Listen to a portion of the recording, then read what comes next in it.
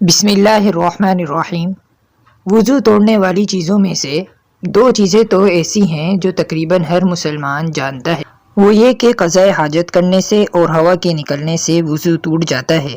البتہ اگر آگے کی شرمگاہ سے ہوا نکلے، جیسا کہ کبھی بیماری کی وجہ سے ایسا ہوتا ہے، تو اس سے وضو نہیں ٹوٹتا۔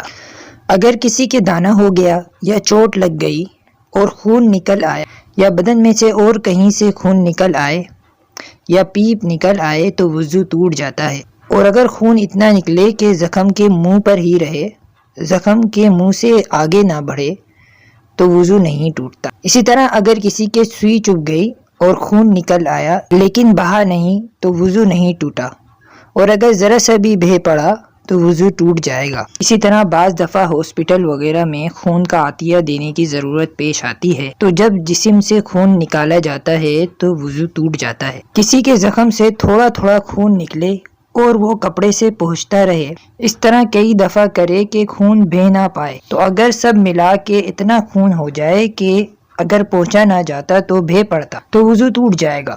اگر کسی کو منہ بھر کر الٹی ہو جائے تو اس سے وضو ٹوٹ جاتا ہے۔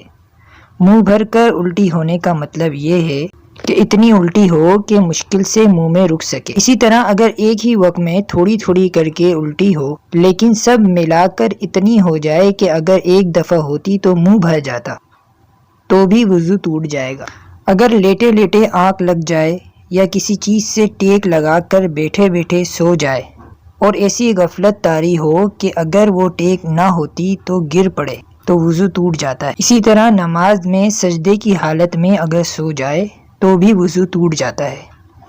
البتہ نماز میں یا نماز کے علاوہ بیٹھے بیٹھے یا کھڑے کھڑے بغیر ٹیک لگائے سو جائے تو وضو نہیں ٹوٹتا۔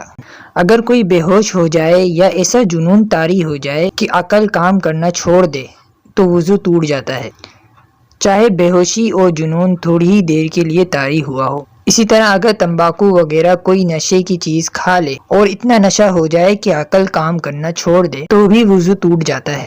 میاں بیوی کے ہاتھ لگانے سے یا یوں ہی خیال کرنے کی وجہ سے اگر آگے کی شرمگاہ سے پانی نکل آئے تو وضو ٹوٹ جاتا ہے۔ اصطلاح میں اس طرح کے پانی کو مزی کہتے ہیں، اور کبھی کبھی بیماری کی وجہ سے لیسدار پانی آگے کی شرمگاہ سے آتا ہے تو اس سے بھی وضو ٹوٹ جاتا ہے۔ اگر کسی کو وضو کرنے میں شک ہو کہ فلاں عضو دھویا ہے یا نہیں تو وہ عضو پھر دھو لینا چاہیے، اور اگر وضو مکمل کرنے کے بعد شک ہو تو پھر زیادہ پرواہ نہ کرے، وضو ہو گیا۔ البتہ اگر یقین ہو جائے کہ فلاں عضو رہ گیا تھا تو پھر اس کو دھو لینا چاہیے۔